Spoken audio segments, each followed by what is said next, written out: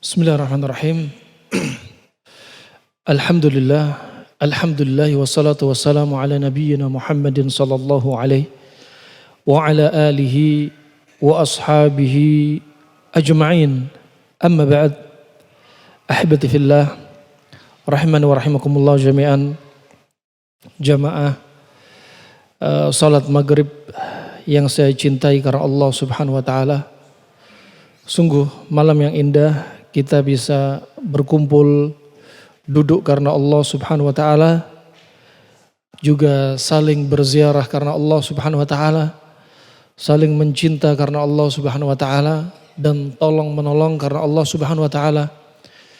Yang hal ini akan menjadikan sebab di antara Allah akan menjadikan kita dicintai olehnya. Kajian di malam hari ini di Masjid Raya Cipinang Muara ini dengan tema indahnya kesehatan dalam Islam. Dan sebenarnya tema semacam ini sering dibahas oleh para ulama, bahwasanya Islam tidak lepas dari bimbingan terhadap umatnya, umat Islam, umatnya Nabi Muhammad SAW, hambanya Allah Subhanahu wa taala, dengan bimbingan di antara bahaya dari satu hal dan manfaat dari satu hal terkait dengan kesehatan, baik di dalam Al-Quran ataupun di dalam As-Sunnah ataupun para sahabat, juga tabi'in, tabi'ut tabi'in dan setelahnya. Mereka ternyata sangat peduli dengan kesehatan.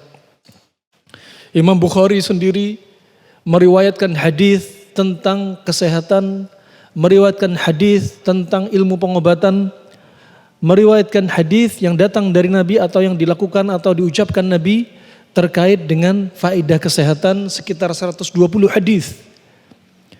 Kemudian setelah Imam Bukhari, yang Imam Bukhari menjadikan dalam sahihnya, Sahih Bukhari 120 hadis, yang mana Sahih Bukhari adalah afdhalul kitab ba'dal Quran bittifaqil muslimin, sebaik-baik kitab setelah Al-Quran secara mutlak dengan kesepakatan kaum muslimin.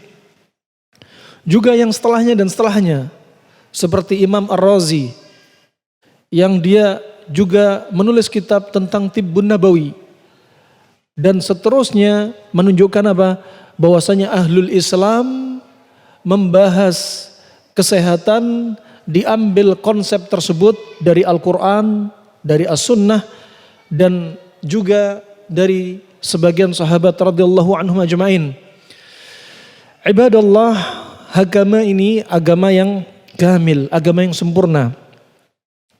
Dan agama ini sangat mementingkan perkara-perkara dari urusan dunianya ataupun urusan agama. Agama itu sendiri, baik memperhatikan urusan arwah dan urusan badan.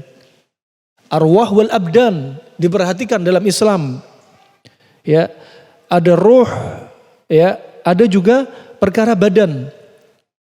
Terkait ruh, ya, karena ada ruhul khabith, ada ruh yang jelek, dan kita dibimbing oleh Nabi SAW untuk berlindung kepada Allah dari ruh-ruh yang jahat.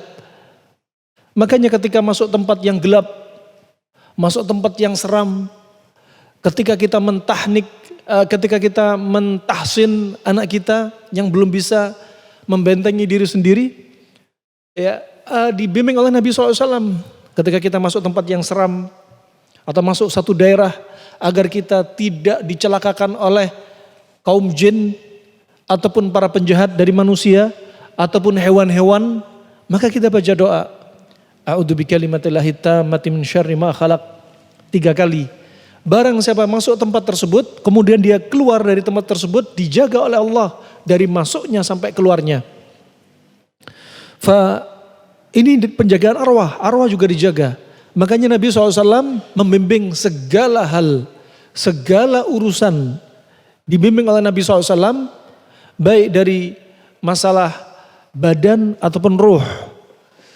Dan Islam sangat perhatian dengan kesehatan. Islam diantaranya mengajarkan bagaimana membersihkan badan kita dari an-najasat, dari yang najis-najis. Ya, di antaranya sebagaimana disampaikan oleh Salman radhiyallahu an, Salman Al-Farisi, sahabat Nabi SAW, telah berkata, telah dikatakan kepada dia, qad alamakum nabiyyukum kulla syai'in hatta al-khira'ah. Dikatakan kepada dia, kepada Salman, bahwasannya Nabi kalian telah mengajarkan kepada kalian segala sesuatu sampai urusan buang air besar, buang air kecil. Diajarkan oleh Nabi SAW. Begitu detailnya, dari masuk kamar mandi, dari bagaimana ya posisi yang terbaik. Ya, kemudian ketika buang air kecil, seringnya Nabi SAW kalau di rumah, ya Nabi SAW seringnya sambil duduk atau jongkok. Ketika di luar rumah, Nabi SAW terkadang berdiri. Nah, ini semua ada hikmahnya. Kemudian bagaimana cara beristinja, membersihkan najisnya, membersihkan kotorannya. Ini menunjukkan apa? Kesehatan, ada bimbingan dalam Islam yang begitu sempurna. Sampai-sampai Muhammad bin Muflih menjadikan tibbun nabawi, lafaz tibbun nabawi bukan keluar dari lisannya Nabi. Gak ada di zaman Nabi, Nabi mengatakan hendaknya kalian belajar pengobatan ala saya. Nabi gak mengatakan demikian. Istilah tibbun nabawi baru dibuat di antaranya seperti Ar-Razi. Ya, dalam kitabnya Tibbun Nabawi, ya, yang dia mengumpulkan hadis-hadis, ayat-ayat terkait dengan kesehatan. Naam. Mereka menyebutkan Tibbun Nabawi dalam kitab mereka tidak semua dari Nabi. Kadang ada yang dari Nabi, kadang ada kedokteran Yunani, kadang kedokteran klasik Arab murni, kadang kedokteran Mesir. Naam. Dan yang datang dari Nabi dengan dalil-dalil yang sahih, maka itu hakikatnya Tibbun Nabawi. Naam. Ini rahmanakumullah yang harus difahami. Semua Tibbun Nabawi masuk dalam ilmu kedokteran Arab klasik. Dan tidak semua kedokteran Arab klasik adalah Tibbun Nabawi. Kemudian ketika Salman dikatakan kepada Salman, Nabi kalian sebenarnya telah mengajarkan segala sesuatu termasuk urusan buang air besar, buang air kecil. Kemudian berkatalah Salman, ajal, tentu, benar. Ya, laqad nahana an nastaqbilal qiblah li ghaitin aw baulin. Nabi telah melarang kami untuk kami buang air besar, buang hajat, buang air besar, buang air kecil menghadap kiblat. Dilarang oleh Nabi SAW. Ya, dilarang oleh Nabi SAW. Tetapi kemudian disebutkan oleh para ulama, kalau di tanah lapang, ya, maka ketika menghadap kiblat dilarang. Tetapi ketika di ruang tertutup, katakan di kamar mandi, tidak mengapa, hukumnya tidak mengapa. Beda hukumnya dengan yang ada di tanah lapang. Ini pendapat yang paling kuat. Au an-nastanjiya bil yamin, dan kami dilarang oleh Nabi untuk membersihkan, untuk beristinja dari buang air besar, buang air kecil dengan tangan kanan. Dilarang oleh Nabi. Karena apa? Air kencing kotor. Buang air besar ini termasuk kotoran, maka nggak boleh namanya kotoran yang tangan kanan digunakan untuk makan, tangan kiri untuk sesuatu najis-najis. Maka ketika beristinja, Anda nggak boleh pegang kemaluan pakai tangan kanan, atau pegang permisi lubang dubur pakai tangan kanan. Akramakumullah. Ya, ini nggak boleh. Kenapa? Karena tempatnya yang bersih-bersih, tempatnya makanan yang mulia. Makanya ketika ada seorang lelaki yang makan di hadapan Nabi SAW, dia makan pakai tangan kiri. Tangan kiri tempatnya untuk membersihkan kotoran. Dan dia makan pakai tangan kiri. Kemudian Nabi gak tinggal diam. Nabi marah kepada laki-laki ini. Qul biyaminik. makan pakai tangan kanan kamu. Inilah astati ya Rasulullah. Aku nggak mampu ya Rasulullah. Padahal dia mampu. Dia menyelisih sunnah Nabi SAW. Nabi masih hidup, bibirnya langsung berbicara. Di hadapan Nabi langsung Nabi marah. Tapi laki-laki ini tetap makan pakai tangan kiri. Akhirnya Allah jadikan tangan kanannya lumpuh sampai akhir hayatnya. Kenapa? Menyelisih sunnah. Maka bagi Anda yang sudah tahu dalilnya, Nabi melarang makan pakai tangan kiri, Anda jangan lagi makan pakai tangan kiri. Fa inna syaitana ya'kulu wa yashrab bishimal. Karena setan itu makan dan minum pakai tangan kiri. Kita nggak boleh nyerupai setan. Wah, ini juga tempat untuk membersihkan kotoran-kotoran, najis-najis. Maka sesuatu yang mulia, termasuk makanan, jangan dipegang dengan tangan kiri. Demikian pula ketika masuk kamar mandi, kenapa pakai kaki kiri? Ketika ke masjid, kenapa pakai kaki kanan? Demikian rahman wa rahmakumullah jami'an. Kemudian kata Salman juga, wa bi aqalli min thalathi ahjar, dan diantaranya beristinja minimalnya dengan 3 batu. Dengan 3 batu. Menunjukkan apa? Menunjukkan itu didapati kesempurnaan. Gak cukup sekali. Minimalnya 3 batu. Mau membersihkan permisi lubang dubur, akramakumullah, membersihkan lubang saluran kemih dengan 3 batu. Ya, dengan 3 batu. Kalau pakai tisu, dengan tisu dikeringin. Ya, 3 kali. Bilangan 3 kali ini menunjukkan juga ada hikmah. Bimbingan. Islam menunjukkan kesempurnaan. Nah, fa ini rahmanakumullah jami'an. Seperti Anda mungkin sekali-kali mempraktekkan, walaupun ada air, boleh Anda pakai batu untuk mengamalkan sunnah. Kalau sebagian para ulama juga mencoba batu, baru kemudian air. Ya. Atau Anda dalam kondisi safar, tidak ada air misalkan, juga dipraktekkan sunnah yang seperti ini. Ini termasuk apa? Hikmah. Dan batu atau bahan yang lainnya tentunya apa? Sesuatu yang kering, bukan sesuatu yang basah. Karena basah tidaklah menyerap air. Coba, begitu detailnya bimbingan Nabi SAW. Au annastanjiya bi raji'in au bi admin. Riwayat Imam Muslim. Juga kami tidak boleh beristinja, membersihkan kotoran dari najis-najis ini, bersuci dengan apa? Dengan kotoran hewan yang sudah kering, ya. Misalkan kotoran kambing sudah kering, digunakan untuk membersihkan lubang dubur sama lubang kubul. Ini nggak boleh. Ya, kotoran ketemu kotoran, najis ketemu najis. Juga nggak boleh dengan tulang, nggak boleh. Ada tulang sapi kering. Ketika safar, dia membersihkan bekas kotoran dari pipis atau buang air besarnya dengan tulang. Ini nggak boleh. Subhanallah. Ini menunjukkan apa? Indahnya Islam. Islam juga mengajarkan tentang apa? Kesehatan. Juga diantaranya Nabi SAW telah mengingatkan tentang hadis, diantaranya sunnahnya ketika kita baru bangun tidur, jangan langsung kita berwudu. Kita cuci tangan dulu 3 kali. Nah, kenapa demikian? Karena Nabi sudah bersabda, fa innaka la tadri aina batat yaduk. Karena Anda tidak paham di mana tangan Anda akan bermalam. Bisa jadi permisi bermalam di kemaluan, permisi bermalam di lubang dubur, atau di dubur pasangannya. Ya, atau kata Imam Syafi'i, bisa jadi dia tidur nggak sadar dia megang apa? Najis. Atau megang hewan seperti tikus dan lain sebagainya. Makanya ada syariat cuci tangan sebelum wudhu. Ya, karena tidur malam hari, tidur yang panjang, yang akal itu hilang. Lain sama tidurnya para nabi dan rasul. Sebagaimana hadis Aisyah. Nabi mengatakan, ya Aisyah, sesungguhnya mataku tertidur dan hatiku tidaklah tidur. Begitu pula para rasul dan para nabi. Mata mereka tertidur tapi hatinya nggak tidur. Adapun Allah, nggak pantas untuk Allah tidur ataupun mengantuk. Adapun manusia, matanya tidur, hatinya juga tidur.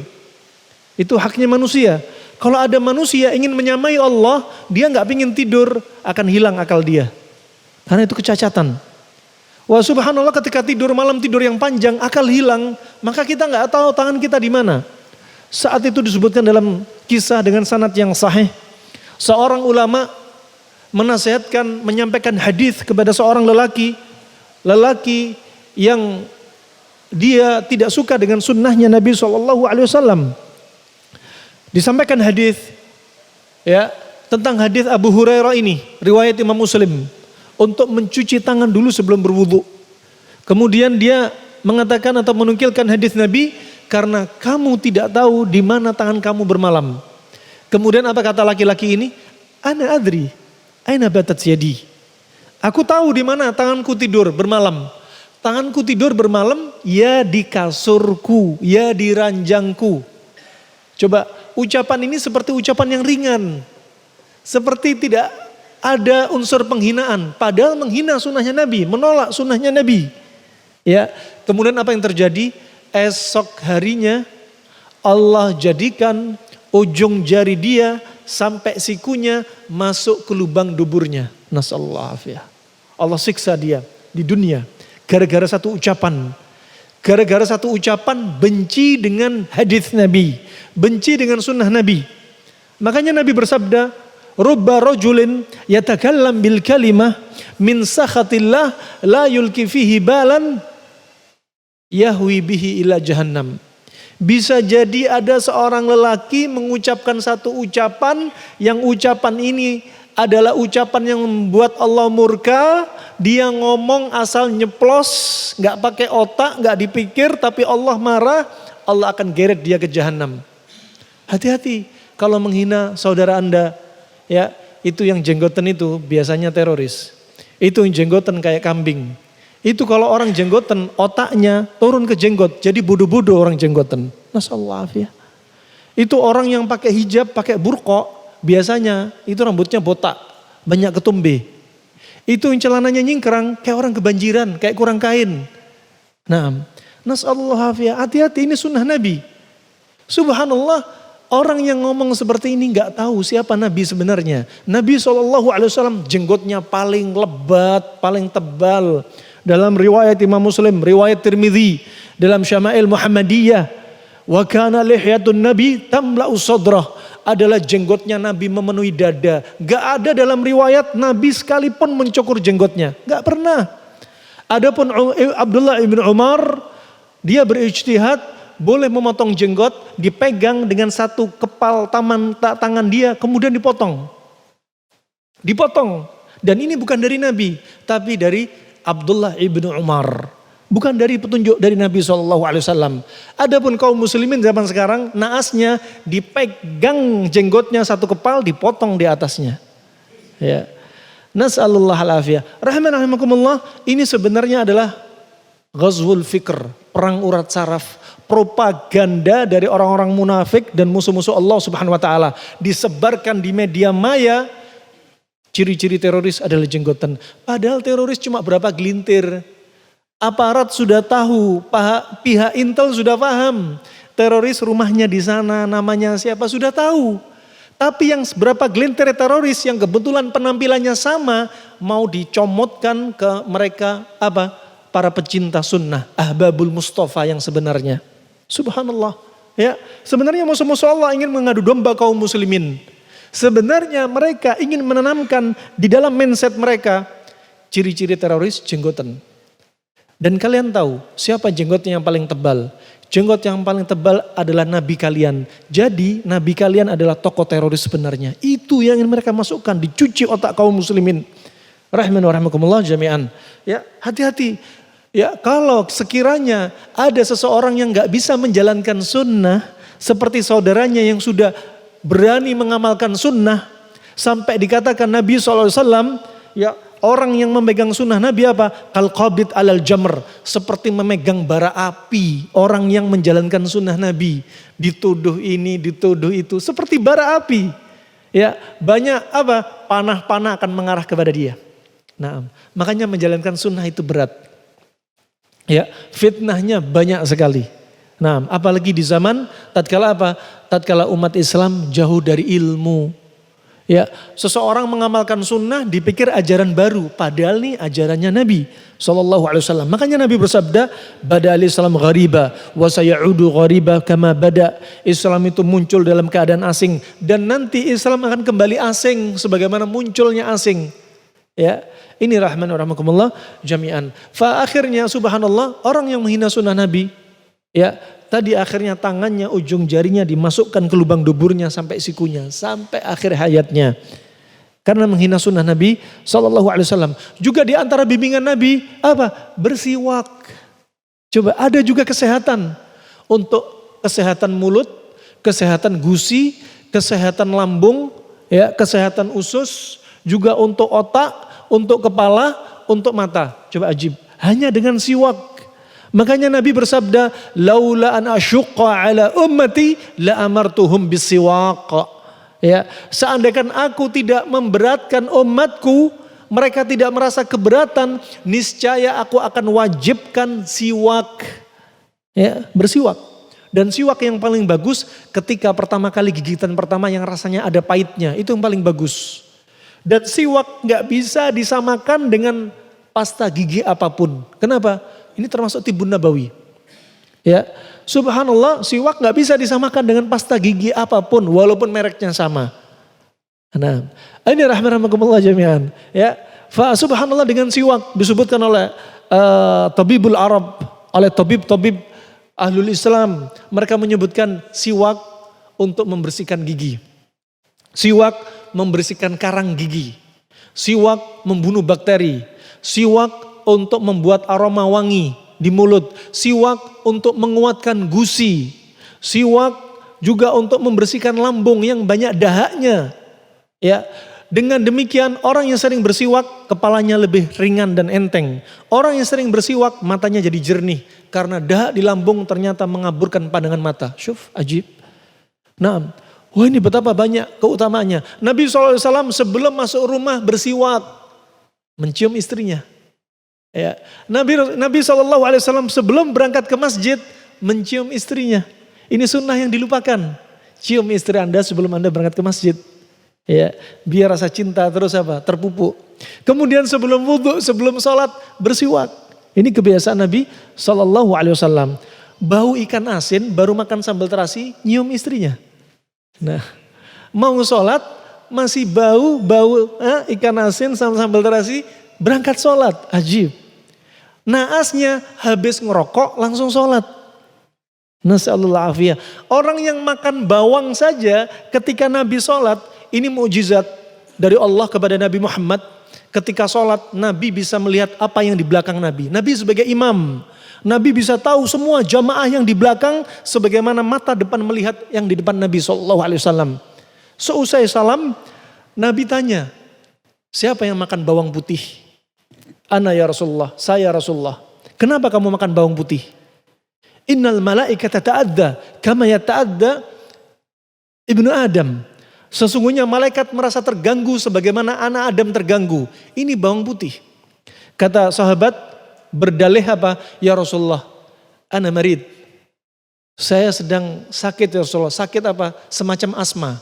Menunjukkan asma itu apa? Penyakit yang sifatnya dingin dan sahabat cari bawang, ini bawang sifatnya panas. Untuk menghangatkan paru-paru. Sahabat ini makan bawang sebelum sholat. Kenapa? Karena dia sakit. Dan Rasulullah melarang, membenci hal demikian. Ya, makanya Nabi bersabda bahwasannya aroma bawang itu apa? Dimatikan dengan apa? Dengan memasaknya. Ima digoreng, disangrai, direbus, dimasak, dikukus, ya. Untuk mematikan aroma bawang. Makanya kalau habis makan bawang jangan langsung ke masjid. Bersihkan dulu aroma mulut kita. Karena malaikat merasa terganggu. Ya, malaikat merasa terganggu. Ini pun sahabat konsumsi bawang. Kenapa? Sebagai obat. Apalagi baunya kaos kaki. Ya. Apalagi baunya rokok. Rokok sebagai obat enggak? Sudah bukan obat. Asapnya lengket di mulut, di tangan, di baju. Lebih parah daripada bawang. Nah, ini rahmatullah jami'an. Perlu kita tadabburi ya, bahwa semua ini ada hikmahnya. Dan ini siwak, seandainya Rasulullah nggak merasa umatnya keberatan, akan diwajibin tuh siwak. Nah, tapi karena khawatir umat Islam keberatan dengan syariat terus bersiwak, Rasulullah nggak mewajibkan, cukup sunnah. Dan saat itu ada seorang ulama yang menawarkan siwak kepada orang pembenci sunnah. Sekali lagi pembenci sunnah. Ditawarkan siwak kepada dia. Apa kata dia? Diambil siwak tawaran dia. Ya. Kemudian apa dia katakan? Kalau siwak ini biasanya saya pakai permisi untuk membersihkan lubang dubur saya. Sambil dipraktekin. Menghina sunnahnya Nabi SAW. Subhanallah ajib, besok harinya sampai 9 bulan laki-laki ini perutnya kesakitan. Teriak terus setiap hari sampai 9 bulan.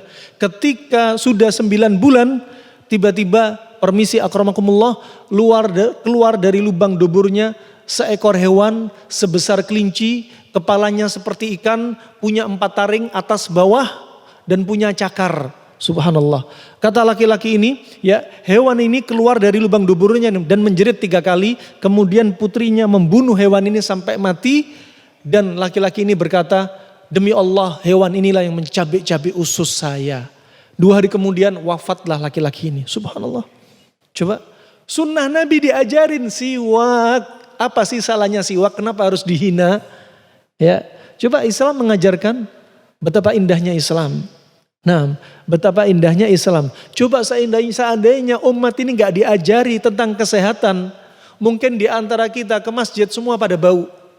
Kalau gak diajari kebersihan, ya subhanallah ada syariat mandi janabah. Kalau gak mandi janabah, permisi ke masjid, permisi, bakal bau itu cairan semua, pasangan suami istri.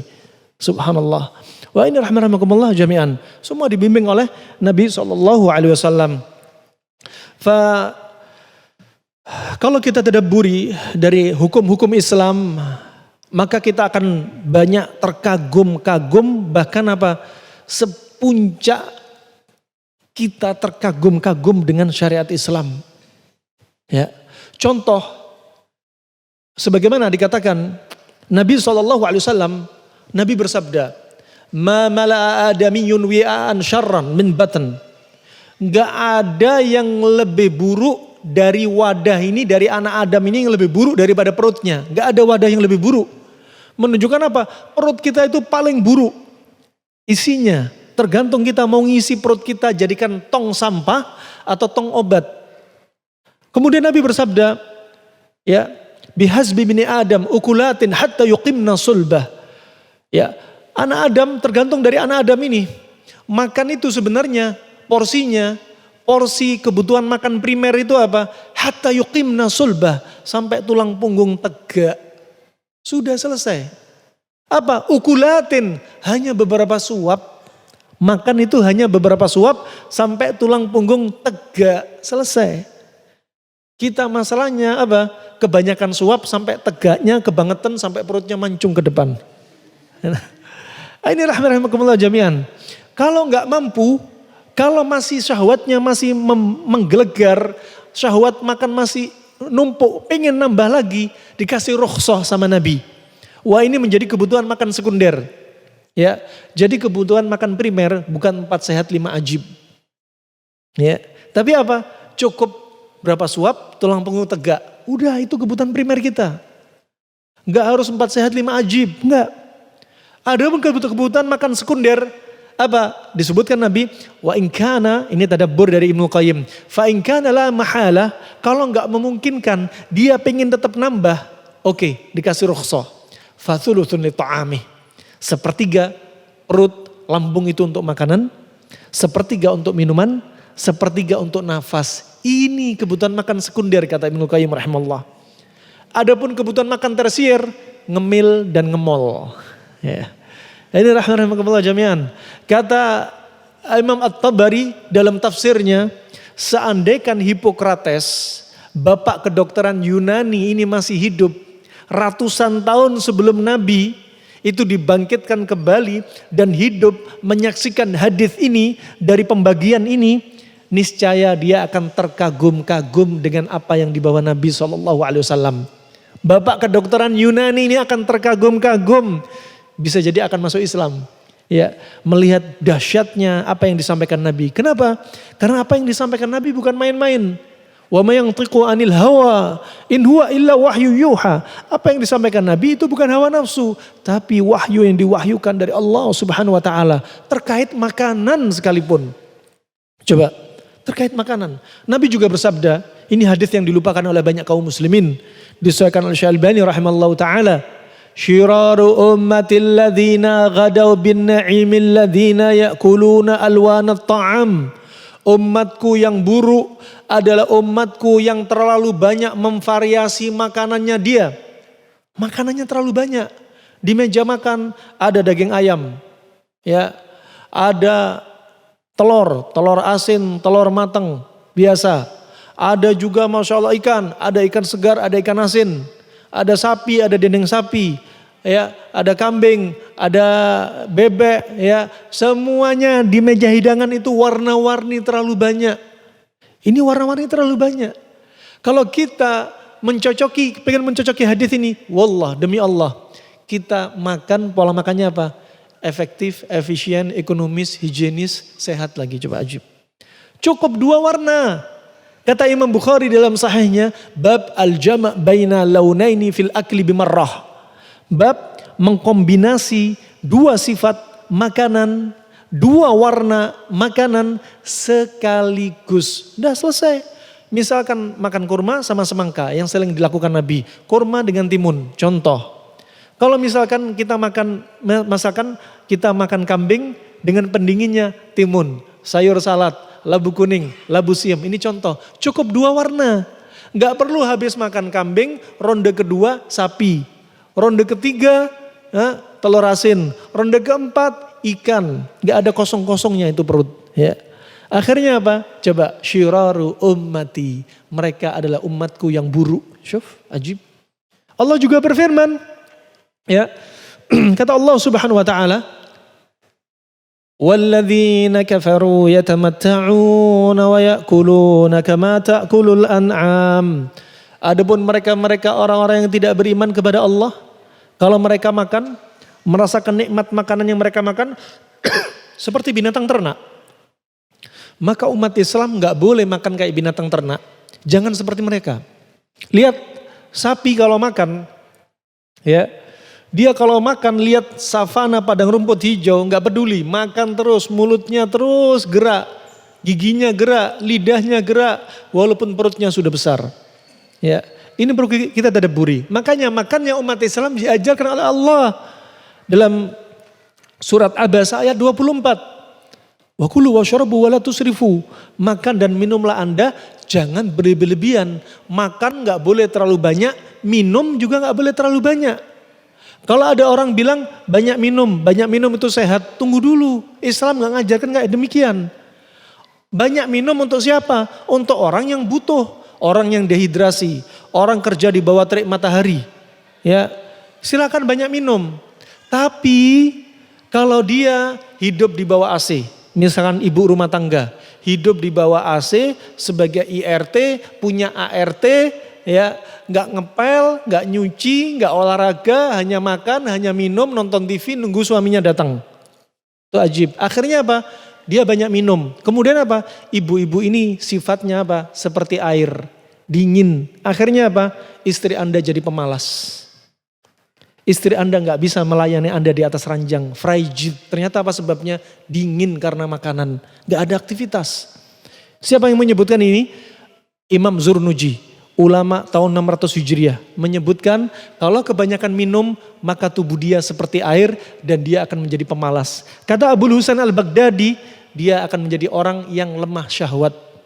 Dan dia akan menjadi orang yang tidak punya daya konsentrasi dan hafalannya lemah. Kenapa? Otak sudah terlalu dingin. Makanya Anda tadabburi, herbal-herbal makanan-makanan untuk menambah hafalan apa? Rata-rata sifatnya panas. Madu, kismis, jahe, kurma, kambing jantan. Nah, luban, getah pohon luban. Kalau di negeri kita seringnya apa? Pakai ginkgo biloba, propolis. Kenapa? Untuk apa? Menghilangkan kelembapan di kepala, di otak. Nah, fa ini rahmatullah jami'an. Kemudian Juga Nabi SAW telah bersabda, ittaqu al-mula'ina thalatha. Hati-hati Anda dari orang yang tercela atau dicela. Siapa mereka? Yaitu al-buraz fil mawarid wa qari al-burazu fil mawarid wa qari'atut tariq wa dhil. Hati-hati, jangan sampai kita buang air besar di mana? Di jalan-jalan umum. Di tempat teduhan manusia. Di gang-gang, gak boleh.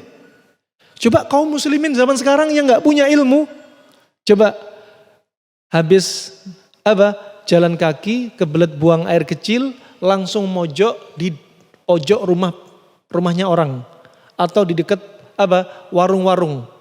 Enak aja mojok, nggak tahu kalau itu dosa dan akan disiksa, subhanallah. Kenapa? Kejahilan lah yang menyebabkan mereka seperti demikian. Ini rahmatullah jami'an. Juga kemudian menunjukkan di sini menunjukkan bahaya, doror. Kenapa? Bahayanya apa? Kalau pipis di sembarang tempat, kemudian ada bakteri di situ, ya, kemudian nular karena apa?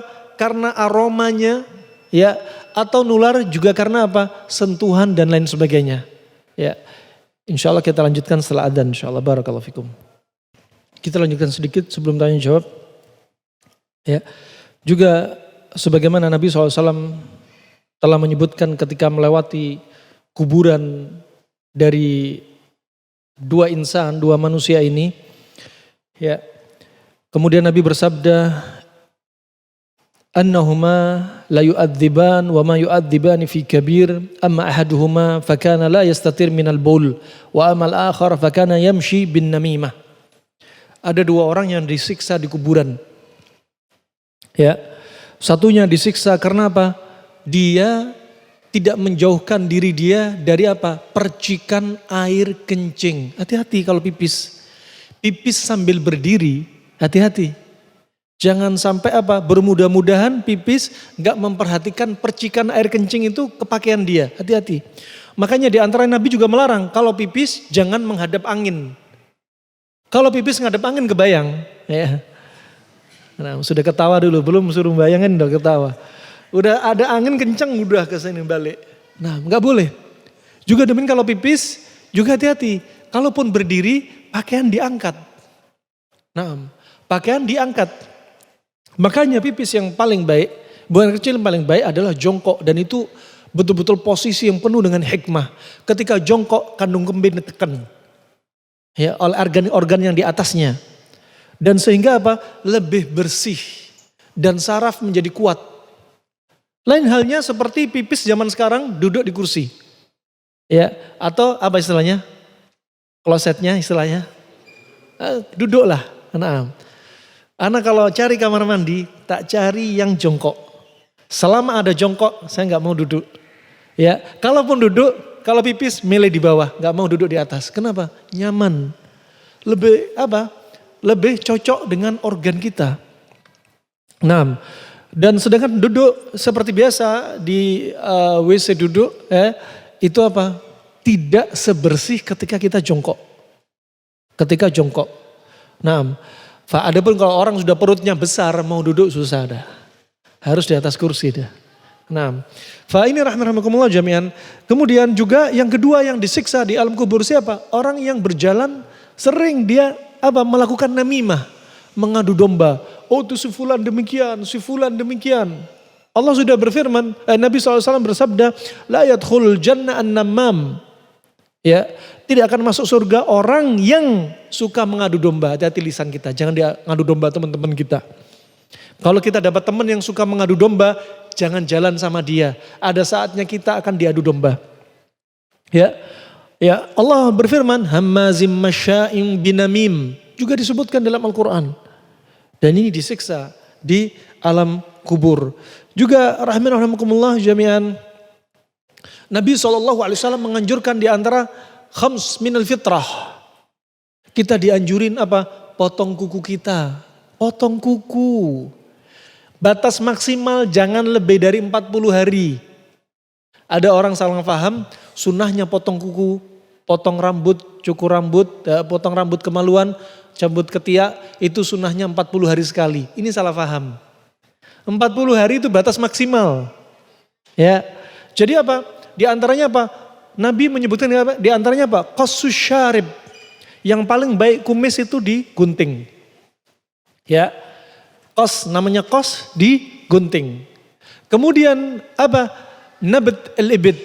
Adapun bulu ketiak permisi dicabut. Kemudian apa? Halqul anah. Bulu kemaluan dicukur. Dicukur namanya halq, itu pakai pisau. Ya, dicukur. Nah, wah ini rahmatullah jami'an. Adapun jenggot tidak ada perintah untuk memotong jenggot. Enggak ada ceritanya memotong jenggot hukumnya sunnah. Memotong jenggot hukumnya boleh. Enggak ada. Hukumnya memelihara jenggot imma wajib, imma sunnah. Itu saja. Enggak ada memelihara jenggot hukumnya boleh. Memelihara jenggot hukumnya haram. Enggak ada. Cuma khilafnya dua. Makanya Nabi bersabda, a'ful lihya wa qassus syarib. Ya. Potonglah kumis Anda dan biarkan jenggot itu tumbuh. Nah, ini perintah dari Nabi. Namanya perintah. Al-asal fil amr yufidu al-wujub. Asal hukumnya dalam perkara ilmu fikih, perintah itu memberikan makna wajib. Maka antara dua, imma wajib, benar wajib, atau sunnah muakkadah. Ya. Maka nggak ada ceritanya memelihara jenggot hukumnya haram, memelihara jenggot hukumnya boleh. Nggak ada. Juga memotong kuku. Sebagian orang subhanallah kukunya panjang-panjang, sebelah kiri panjang-panjang, tidak kebayang kalau buang air besar gimana mau bersihin. Ya, nah bakal nyangkut-nyangkut masalah ya. Ini rahmatullah jami'an. Ya, ini coba Islam itu betul-betul bersih, ya betul-betul bersih, mengajarkan kebersihan. Kemudian juga di antara bimbingan Nabi, ya kalau ada makanan minuman hendaknya ditutup, hendaknya ditutup. Sebagaimana disebutkan Nabi, dalam 1 tahun ada 1 malam yang malam itu apa? Wabah akan mencari inak yang terbuka, mencari tempat air yang terbuka termasuk makanan. Makanya sunnahnya ditutup biar nggak terjauh dari wabah. Setahun sekali kita nggak tahu sekalinya malam itu kapan. Ya, subhanallah sebagian petani di Jember sukses. Di antara rahasia sukses mereka apa? Kalau nyemprot anti hama jam 11 malam, jam 1 malam. Ternyata hama memang malam jalannya. Jadi kalau nyemprot di siang hari tidak efektif. Justru efektif di malam hari. Ya, belum lagi kalau ini wabah yang dijelaskan oleh Nabi, tentunya kabar dari Allah Subhanahu wa taala. Juga demikian kalau malam hari sebagaimana dalam Sahih Bukhari disebutkan Nabi SAW ya bahwasannya Nabi bersabda atfi'u al-masabih bil laili idza raqadtum wa ghalliqu al-abwab ya wa uqidu al-asqiyah wa khammiru at-ta'am wa syarab ya. Kata Nabi SAW, hendaknya matikanlah lampu di malam hari. Kenapa? Malam hari itu jadwalnya kita tidur. Lampu di zaman Nabi pakai api. Kenapa diperintahkan untuk apa? Untuk matikan lampu. Karena kita nggak tahu ada tikus kalau apa nyenggol lampu yang dari api jatuh membakar, sedangkan kita akalnya hilang, tidur nyenyak, bisa membinasakan diri kita. Apakah sunnah ini juga bisa diamalkan di zaman kita yang lampunya pakai listrik? Wallahu a'lam bishawab. Bahirnya bisa. Lebih baik Anda ketika tidur gak usah pakai lampu seterang ini. Ya, cukup lampu dimatiin atau lampunya sangat redup. Kenapa? Sesungguhnya mata kalau kita tidur walaupun tertutup, tapi cahaya masih masuk ke dalam retina. Sehingga apa? Anda bangun dalam keadaan masih terasa lelah. Kenapa? Karena mata masih dirangsang oleh cahaya, kemudian direspon di otak. Makanya paling enak tidur ya remeng-remeng. Ya. Tidurnya paling sehat, remeng-remeng. Jadi mata juga istirahat. Tidur kayak masuk mall. Ya. Tidur kayak masuk supermarket. Nah, ini rahmatan jami'an. karena waktu sangat sempit sekali, ya kita cukupkan sampai di sini. Mungkin ada 1-2 pertanyaan, dipersilahkan. Barakallahu fikum. Tafadhol.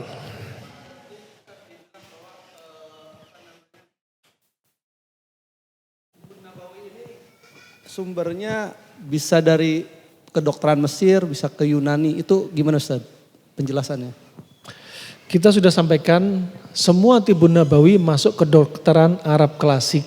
Dan semua kedokteran Arab klasik belum tentu Tibun Nabawi.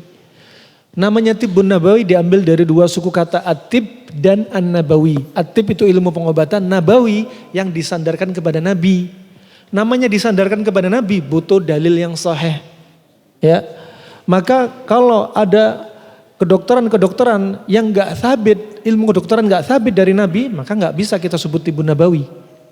Yang disebut Tibun Nabawi yang sabit dari Nabi, yang sabit dari Nabi. Sebentar lagi seperti apa? Contohnya terapi bekam. Terapi bekam sekitar 2.500 tahun sebelum Masehi, 3.000 sebelum Masehi sudah ada. Ketika Nabi ada, waktu itu ada syariat bekam. Ya, ada syariat bekam. Dan demikian kebiasaan para ulama, apa yang sudah dilakukan Nabi, mereka selalu ingin melakukan walaupun sekali seumur hidup. Ya, kalau ada yang mengatakan bekam gak sunnah, silahkan. Tetapi kalau kita lihat athar yang begitu banyak, ya lebih condong ke arah sunnah. Bahkan para ulama melakukan bekam walaupun sekali seumur hidup. Ya, Rasulullah SAW sering berbekam dan Rasulullah memberikan upah kepada pembekam, Abu Tayyib.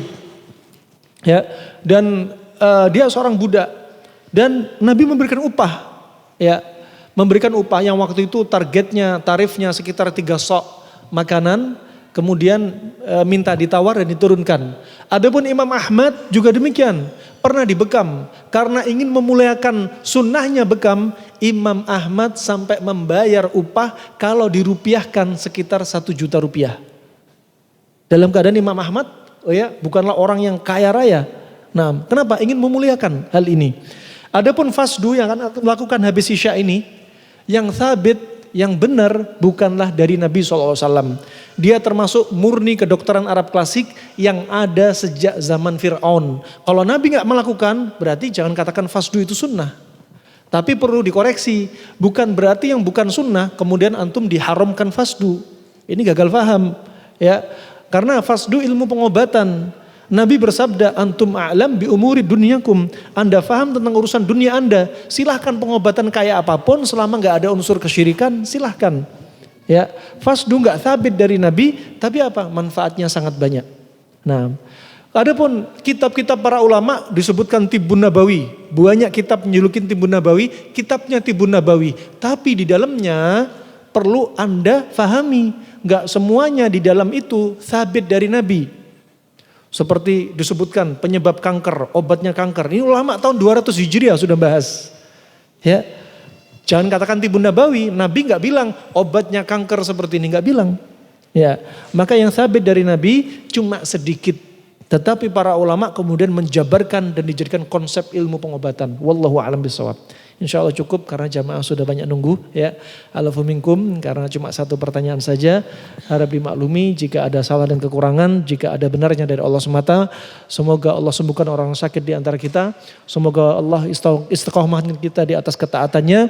Dan semoga Allah wafatkan kita dalam keadaan husnul khatimah. Amin ya rabbal alamin. Wabillahi taufiq wal hidayah. Subhanakallahumma bihamdik asyhadu an la ilaha illa anta astaghfiruka wa atubu ilaik. Wassalamualaikum warahmatullahi wabarakatuh.